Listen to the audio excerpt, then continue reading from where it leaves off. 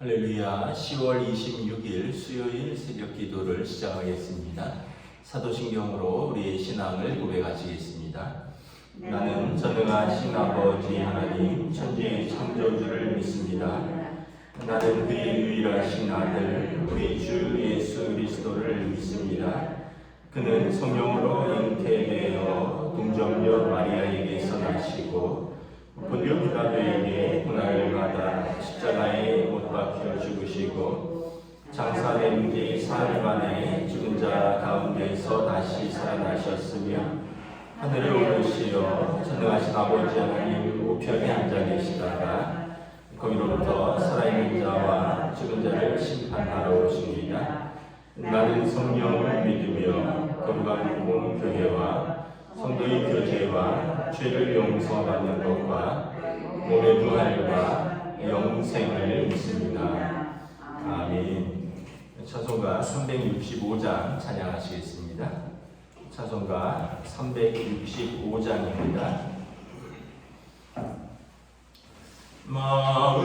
마음속에 근심 있는 사람 주 예수 앞에 달려라. 슬픈 마음 있을 때라도 주 예수께 아뢰라. 주 예수 앞에 달려라. 주리의 친구니 무엇이나 근심하지 말고 주 예수께 아뢰라. 눈물 나며 깊은 한숨 쉴 때 주 예수 앞에 달려라. 은밀한 죄 내게 있더라도 주 예수께 아뢰라. 주 예수 앞에 달려라. 주리의 친구니 무엇이나 근심하지 말고 주 예수께 아뢰라. 괴로움과 두려움 있을 때에 주 예수 앞에 달려라.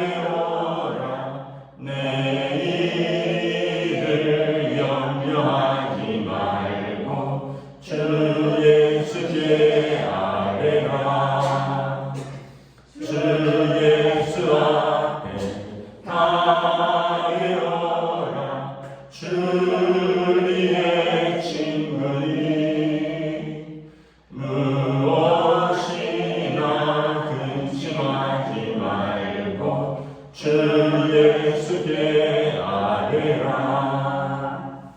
죽음 앞에 겁을 내는 자여 주 예수 앞에 달려라.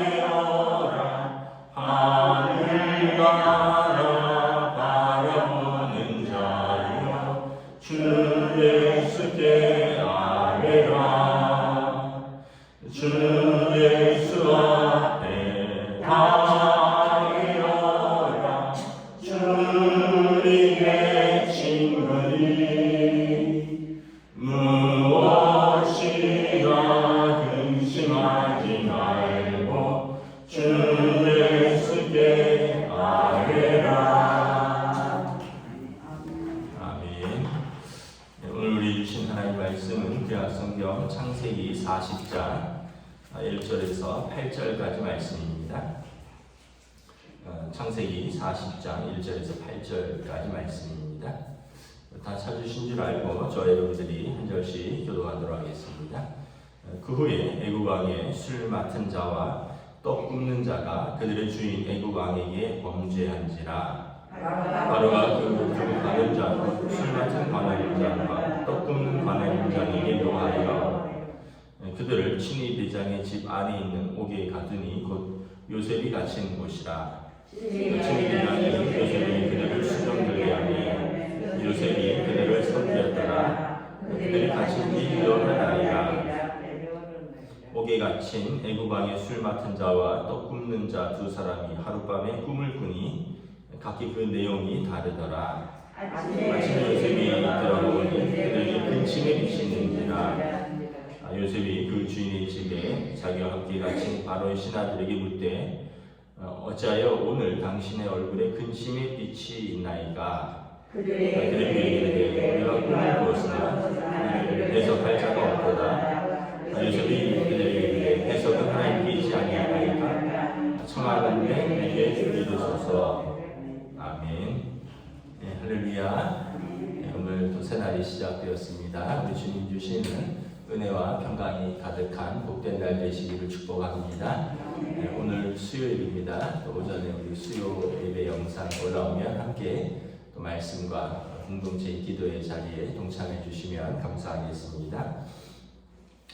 오늘 말씀에 보면 이제 감옥에서 이제 뜻밖의 사람들을 만나게 되고 또 이 일로 인해서 이제 요셉이 감옥에서 풀려나게 되는 계기가 됩니다. 1절에 보면 왕이 술 맡은 자와 떡 굽는 자들이 그들의 주인 애굽 왕에게 범죄한지라. 술 맡은 자와 떡 굽는 자는 그 왕의 최측근입니다. 여러분 그 드라마 같은데 보면 어떤 왕 식사하기 전에 먼저 맛보는 사람이죠. 또 뭐 왕의 뭐 음료수나 술이나 뭐 약이나 미리 또 맛보는 사람들이죠. 왜냐하면 옛날에 다또 독살이 많았으니까 음식이나 이렇게 또 술 맡은 사람들 매일 먹는 것을 만들고 점검하는 사람들은 제일 믿을 만한 사람들이어야죠. 안 그러면 음식에다 뭘 넣으면 죽으니까. 근데 아마 그것이 무슨 큰 죄인지는 모르겠지만 왕에게 범죄했다는 것입니다. 만약에 뭐 독이 들어갔거나 이렇다면 이 사람들이 그냥 감옥에 갇히는 정도는 아니겠죠. 바로 사형일 텐데 아마 뭐 맡은 일을 뭐 게을리했다거나 아니면 맡은 일을 실수했다거나 뭐 옛날에야 뭐 왕 마음이니까 자기가 먹고 배탈 나도 그냥 화나면 감옥에 가둬라 하면 가두는 거고 어쨌든 왕에게 범죄해서 이 두 사람이 그 직을 잃고 감옥에 가게 됩니다. 3절에 보면 어디다 가두냐면 친위대장의 집 안에 있는 옥에 가둡니다. 친위대장 보디발이죠. 옛날 요셉이 섬겼던 주인 보디발의 집 안에 감옥이 있었는데 뭐 우리로 말하면 이제 경호실장, 대통령 경호실장 거기 감옥에 갇힌 거죠. 4절에 보면 친위대장이 요셉에게 그들을 수종들게 합니다.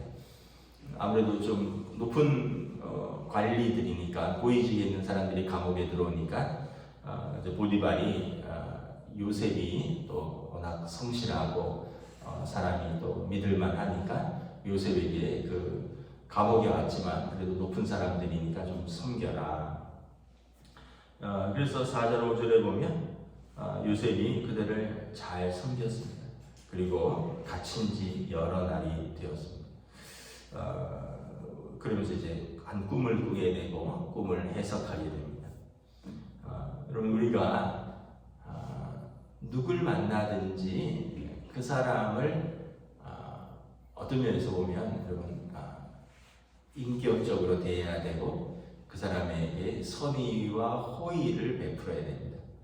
왜냐하면 이 사람이 나중에 어떤 사람으로 나를 도울지 알지 못하기 때문에 그렇습니다. 물론 그럴 수도 있겠죠. 나는 잘해줬는데 나한테 내가 베푼 은혜를 원수로 갚는 사람도 있을 수 있죠. 그런데 뭐 그럴지라도 근데 우리에게 다가오는 사람들, 우리에게 주신 사람들을 우리가 은혜와 또 사랑과 섬김으로 섬긴다면 그것이 이제 우리에게 나중에 돌아올 수 있다는 거죠. 내가 이 감옥에서 만났는데 이 사람들 내가 나중에 무슨 나에게 도움이 되겠어? 요셉이 잘 안 할 수도 있지만 요셉은 그가 종으로 있으면 주인에게 이로운 사람이고 감옥에 있으면 간수장에게 쓸모있는 사람이고 죄수로 있으면 같은 죄수들을 위로하고 또 죄수들에게 어떤 은혜를 베푸는 사람이라는 거죠. 아브라함이 여러분 나그네를 섬기다가 하나님을 대접했잖아요. 우리는 나랑 무슨 상관이 있어? 저 사람 그냥 지나가는 사람인데 나한테 도움 요청하는데 에휴 그러면서 우리가 무시할 때도 있고 또는 심지어 우리랑 같이 있는 사람인데 뭐 가족일 수도 있고 친척일 수도 있고 또 성도일 수도 있고 때로는 직장에서 동료일 수도 있는데 아주 매몰차게 대하고 때로는 좀 악하게 대하기도 한다는 거죠. 근데 그것은 결국은 우리에게 주신 사람들은 어쩌면 하나님의 선물이에요.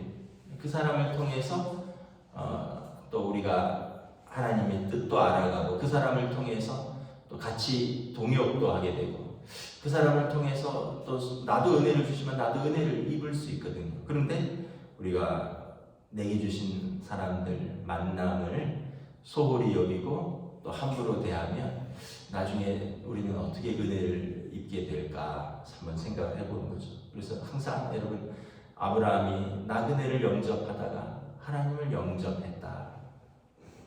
그래서 자주 말씀드리지만 다른 사람에게 어떻게 하는 것인가가 다른 사람에 대한 자세와 태도가 나의 인격이라고 보시면 됩니다. 다른 사람에게 특별히 나보다 약한 사람에게 어떻게 하느냐 이것이 그 사람의 인격이에요.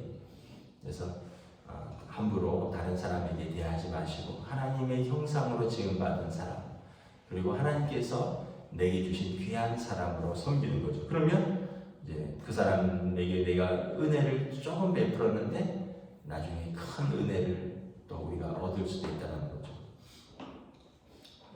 가끔 말씀드리지만 제가 미국에서 담임 목사님으로 섬겼던 성영경 목사님은 제가 어려울 때 저에게 같이 교회를 섬기자고 또 손길을 내밀었고 또 여러 가지로 또 저와 저희 가정에 은혜를 베풀었습니다.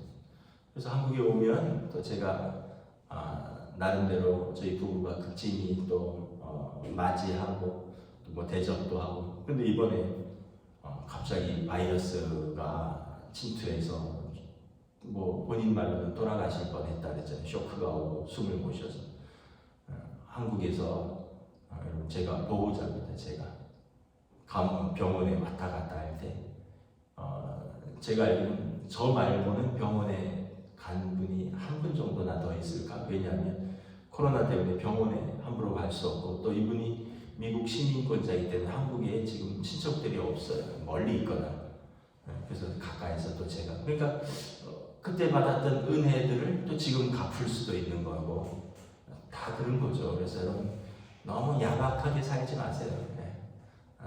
너무 야박하게 살지 말고 너무 또 나보다 약한 사람들 무시하지 마시고 그분들이 또 나를 섬길 수 있는 때가 오는 것입니다. 5절에 보면 이제 두 사람이 꿈을 꾸게 됩니다. 꿈을 꿨는데 문제는 이제 해석이 안 돼요. 옛날 분들은 꿈에 굉장히 연연하잖아요. 왜냐하면 꿈이 어떤 자기들의 어떤 운명을 미리 좀 보여준다 이런 의미가 있었던 것 같아요. 예지몽이라 그러나요? 그래서 어떤 불길한 꿈을 꾸면 흉흉한 꿈을 꾸면 하루 종일 기분이 안 좋고 또 어떤 좋은 꿈 꾸면 막 복권도 사고 막 그러잖아요. 그런데 이제 그 프로이드에 의하면 꿈은 자기 욕망을 대신하는 겁니다. 무슨 말이냐면 내 자아가 간절히 바라는 것들 그런 것들이 꿈에 나타나는 거예요. 예를 들면서 어렸을 때 아이들 소풍 가려고 하면 가슴이 설레서 잠도 막 못 자잖아요. 운동이 다음날 있고 막 이러면 그러니까 거기에 자기의 어떤 욕망이 꿈에 투사되는 거죠. 또 꿈에 투영되는 거예요. 내가 원하는 것, 내가 바라는 것. 근데 반대로 막 중요한 시험을 있는데 이 압박감 때문에 꿈에 그 시험을 막 망치는 꿈을 꿨어요. 또 그러면은 그게 뭐예요? 내가 너무 집착하고 있고 내가 굉장히 욕망하고 있는 것에 꿈에서 이것이 어떤 잘 풀리기도 하고 또 잘 안 풀리기도 하는데 사실은 꼭 그것과는 관계는 없는데 내가 거기에 굉장한 기대를 걸고 있다. 내가 거기에 굉장한 애착을 갖고 있다. 내가 거기에 굉장한 소망을 갖고 있다라는 의미인 거죠. 아무런 관계없는 꿈이 있지는 않을 겁니다. 물론 이제 뭐 꿈을 다 의미를 부여할 수는 없지만, 그래서 고대 사람들은 꿈에 굉장한 의미를 부여한 거죠. 현대에서는 이제 꿈은 나름대로 해석이 됐습니다. 나의 욕망, 심리학에서는 나의 욕망의 투영이다. 또 내가 관심사, 내가 집착하고 있는 마음, 내 소망, 이런 것들이 꿈에 드러나는 것이다. 이렇게 하고. 근데 이제 이 사람들은 이제 그 꿈이 해결이 안 되니까 근심의 빛이 얼굴이 가득한 거죠. 요셉이 참 대단한 사람이라는 게 7절에 그 사람들을 그냥 섬긴 것만 아니라 얼굴빛까지 살피는 거예요. 보니까 얼굴에 근심이 가득한 거죠. 그러니까 굉장히 요셉이 세밀한 사람이라는 걸 알 수 있죠. 여러분 누굴 만났는데 왜 이렇게 얼굴이 안 좋아? 이렇게 이야기할 수 있잖아요. 무슨 좋은 일 있어? 왜 이렇게 기분이 좋아 보여? 그 얘기는 이 사람을 잘 관찰했다는 거죠. 8절에 그 사람들이 말합니다. 우리가 꿈을 꾸었는데 이것을 해석할 자가 없다. 요셉이 이렇게 말합니다. 해석은 하나님께 있지 아니하나이까 청하건대 내게 이르소서. 저는 이 말씀이 참 중요하다고 생각합니다. 해석은 하나님께 있다. 무슨 말이냐면 우리 믿는 사람들은 하나님의 선하신 뜻을 믿고 하나님을 의지하고 살면 그 해석을 하나님께서 하시는 거예요. 요셉이 이런 고난 중에서도 그 고난을 내가 지지리도 운도 없지, 내가 사람을 잘못 만나서, 내가 집구석이 이래서, 내가 가족들이 나를 팔아넘기고, 아이고 내가 주인을 잘못 만나서 여주인이 나를 유혹하고 능멸하고 지금까지 잘해줬는데 주인은 나를 감옥에 놓고, 아이고 내가 이 사람들 감옥에 있는 사람들 잘해주면 뭐하나, 이 사람들 같은 죄인인데, 이러지 않았어요. 그 가족들 안에서 요셉은 꿈을 꿔요. 그 보디발의 집에서 누명도 쓰고 또 감옥에도 갇히지만 거기서 하나님이 나와 함께 하신다. 이러한 또 소망을 가지고 거기서도 성실하고 거기서도 죄를 짓지 아니하고, 지금도 너나 나나 같은 죄인인데 내가 누구를 섬기고 내가 누구의 낯빛을 살피랴, 나도 힘든데, 이게 아니라 거기서도 그 사람들의 얼굴빛을 살피고 그 사람들을 섬기고 그 사람들을 도와주는 거죠. 왜냐하면 요셉은 내 인생은 하나님이 해석하신다, 이런 믿음이 있기 때문에 그런 거예요.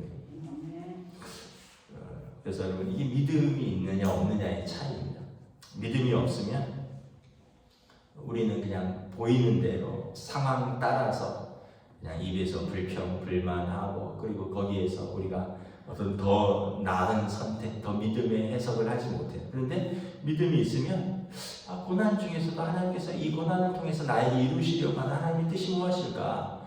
그래서 환난은 인내를, 인내는 연단을, 연단은 소망을 이루는 줄 알미라 말씀하잖아요. 그러면서 그 환난을 인내도 하고요. 인내하면서 내가 사람이 연단이 되고 정금처럼 단련되고, 그러면서 소망, 하나님의 뜻과 하나님의 소망을 바라보는 거죠. 그래서 이게 믿음으로 해석, 인생을 믿음으로 해석하는 사람과 아니면 인생을 그냥 외부적인 환경에 의해서만 바라보는 사람의 차이인 것이죠. 여러분, 인생은 해석이에요. 해석. 인생은 해석입니다. 그래서 비관적으로 늘 바라보는 사람이 있어요. 그건 좀 안타까워요. 같은 인생, 같은 사람, 같은 일, 같은 환경, 같은 일, 같은 조건인데 어떤 사람은 맨날 죽겠다 그러고, 근데 어떤 사람은 거기에서 믿음으로 해석을 하는 거죠. 요새는 보면 여러분, 살 일이 많을까요? 죽을 일이 많을까요? 죽을 일이 많죠. 어떻게 형제들이 그럴 수 있어요? 어떻게 그게 가족입니까? 어떻게 주인에게 충성했는데 주인이 그렇게 내칠 수가 있어요? 그리고 누명도 썼고, 그 감옥에서 무슨 낙이 있다고 감옥에서 그렇게 성실하게 또 일해서 감옥에서 또 총무 역할을 합니까? 누가 알아준다고, 죄수인데. 근데 요셉은 하나님이 나를 아신다. 사람은 몰라줘도 하나님이 아신다. 그래서 내 인생은 하나님이 해석한다. 그러니까 감옥에 있어도, 좀 이런 표현이 이상한지 모르겠지만 감옥에 있어도 즐거운 거예요. 왜냐하면 하나님이 내 인생을 해석하신다. 그리고 실제로 하나님이 건지시잖아요. 형제들에게 구덩이에 던져줘도 물론 낙심하겠죠. 잠시 낙심하지만 완전히 자빠져서 헤매지는 않아요. 왜냐하면 하나님이 나를 건지신다. 그래서 요셉은 하나님이 동행하신다. 어디에서?